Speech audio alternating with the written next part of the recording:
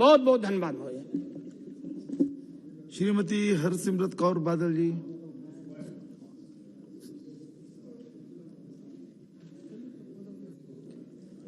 शुक्रिया सर, तुसी मैनू इस राष्ट्रपति के अभिभाषण च बोलने का तुसी मौका दिता। आज़ादी के 75 साल बाद देश की दूजी महिला ने जब अभिभाषण दिता तो मैनू उम्मीद सी कि इस सरकार दी, जिस सरकार नू देशवासियों ने 2 बारी बहुत वड्डी बहुमत के नाल, पूर्ण बहुमत के नाल 9 साल का समा दिता, ते इस अभिभाषण में जरूर उस 9 साल का लेखा जोखा कि 2014 ते जिहड़े दिन गिनाए जांदे सी, गल्लां कीतियां जांदी सी, उन्हां दे विचों किन्नियां पूरियां होईयां ने। ते 2014 तो सब तो पहले मेरा ख्याल देशवासियों नू दस्सिया सपना दिता गया सी, अच्छे दिन आएंगे। लेकिन ये सरकार के 9 सालों में हैरानी इस गल दी होई कि पूरे अभिभाषण में अच्छे दिन का एक जिक्र तक नहीं आया कि वो देश के 140 करोड़ लोगों दे विच वो किन्ने लोकी ने जिन्हां ने इन्ने अच्छे दिन देख ले कि उन्होंने गरीबी रेखा तो चक के तुसी हुण इन्ना उन्होंने निर्भर बनाता हैगा कि हुण उन्हां दे दिन कदे इन्ने अच्छे होए नहीं। हकीकत है कि शायद इस देश च आज कोई इंसान नहीं ये महसूस कर रहा कि इन्ने अच्छे दिन तो साडे कदे होए नहीं। ये जरूर महसूस कर रहा है कि माड़े बड़े दिन आ गए ने, लेकिन अच्छे दिन किसी को नहीं दिस रहे। तो ये मैं आंकड़ियां दे नाल दसना चाहांगी। इंटरनेशनल मॉनेटरी फंड की रिपोर्ट दसदी है कि पिछले 9 साल च हर एक हिंदुस्तानी दे उत्ते जिथे 43,124 रुपीज का उहदे उत्ते कर्जा होंदा सीगा, ये 9 साल बाद 1,09,375 रुपए हो गया, 250 गुना वध गया हैगा उन्हां दे उत्ते बोझ कर्जे दा। ये अच्छे दिन दे संकेत नहीं है। लेकिन जेड़ी इनकम डिस्पैरिटी होंदी है, वर्ल्ड इनइक्वालिटी रिपोर्ट कहती है कि देश के टॉप 10% लोगों के कोल 57% of the total national income आ गई है, ते जेड़े सब तो थल्ले 50% हैगे उन्हां दी नेशनल इनकम का हिस्सा केवल 13% रह गया हैगा। इन्नी वड्डी खाई 10% लोगों के कोल 60% दे इनकम देश की, ते 50% गरीब दे कोल कल्ला 13%। ये तो बहुत चंगे दिन लग रहे ने।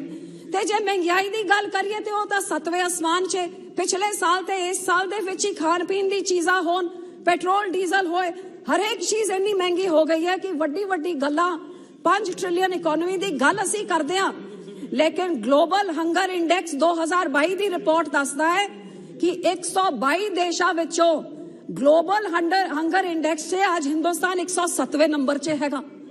ते यह हाल हैगा कि अनीमिया देश च बीबियां दा तां बच्चियां दा वधिया जा रहा है, ते चाइल्ड वेस्टिंग रेट 19.3 दुनिया च हाईएस्ट हैगी। सब तो वध मेल न्यूट्रिशन बच्चियां दी आज हिंदुस्तान च, बच्चे भूखमरी से मर रहे हैं और हम $5 ट्रिलियन की इकोनॉमी की बात कर रहे हैं।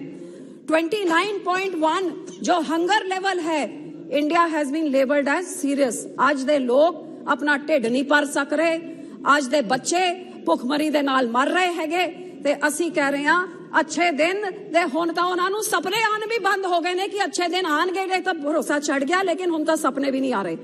एक तरफ भुख दे नाल मर रहे ने ते दूजे पासे बेरोजगारी, 60% आबादी, डेमोग्राफिक डिविडेंड, साडा देश दा बहुत वड्डियां गल्लां हुंदी सी, लेकिन बेरोजगारी लगातार वधदी जा रही है पिछले 9 सालां च कि इन्ना कुछ हो गया कि 60% साडे देश दे काम करन वाले लोकां दे कोल या अनएम्प्लॉयड है या अंडर एम्प्लॉयड हैगे। ये देश की हकीकत है।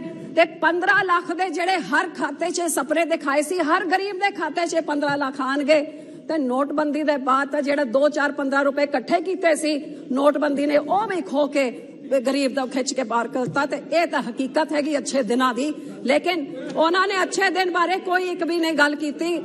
तो एक तरफ ना इस पे राष्ट्रपति जी ने कुछ बोला और ना ही उनके अभिभाषण में। लेकिन सर, मैं एक किसान प्रदेश से आती हूं और मैं किसानों की बात जरूर, डबल इंजन सरकार, उस टाइम था डबल फार्मर इनकम, किसान की आय दुगनी करी जाएगी। 75वें साल का महा अमृत उत्सव पे डबल फार्मर्स इनकम, और पूरे अभिभाषण में कौन से किसान का इनकम डबल हुआ ओदी गल चर्चा ही नहीं की कि खर्चा की होंदा सी।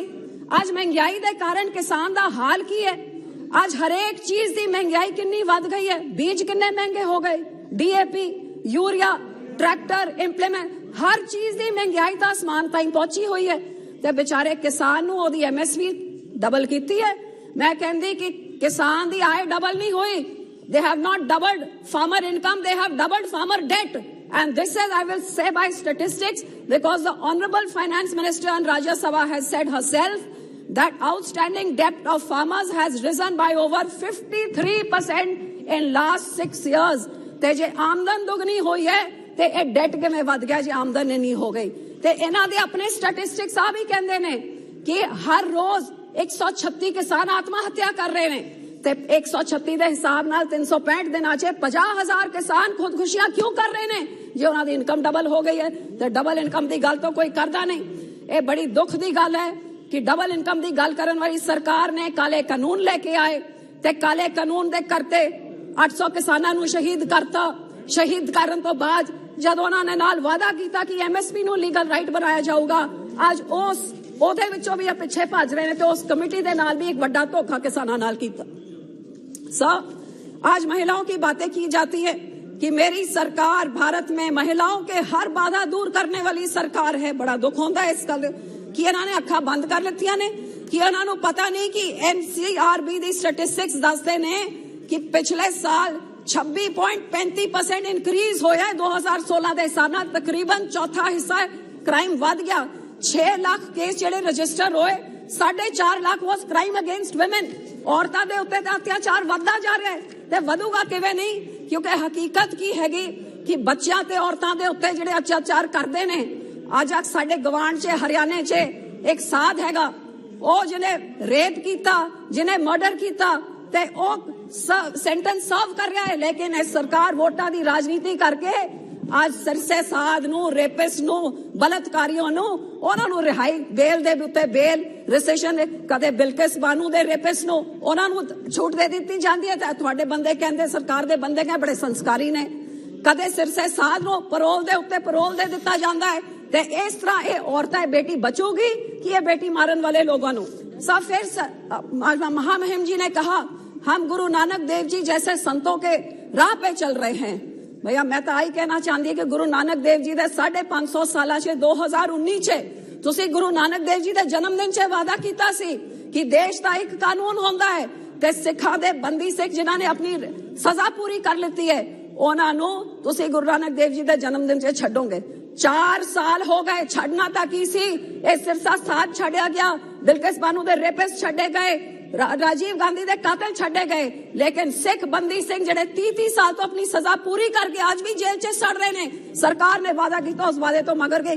एक ही गुरु नानक देव जी दे राह च चलन वाले आखिर च। लास्टली मैं यही कहना चाहूंगी, हर बारी ये सरकार सिखों के साथ वितकरा करती है।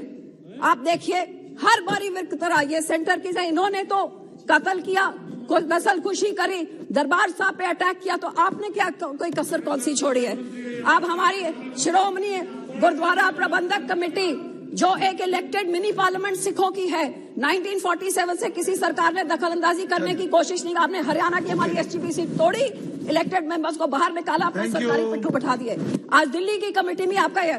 और वीर बाल दिवस हमारे बाबे दसम पिता, 9वें पिता जिन्होंने शहादत दी एक धर्म को, आपके इस हिंदू धर्म को बचाने के लिए, उनके पोते बाबा के रूप हम उनको भगवान मानते हैं, उनको गुरु के रूप मानते हैं, जिन्होंने इतनी बड़ी मुगल हुकूमत के सामने अपनी जूती की नोक पे ठुकरा के कहा हमें कत्ल शहीद होना मंजूर है लेकिन धर्म परिवर्तन नहीं करेंगे।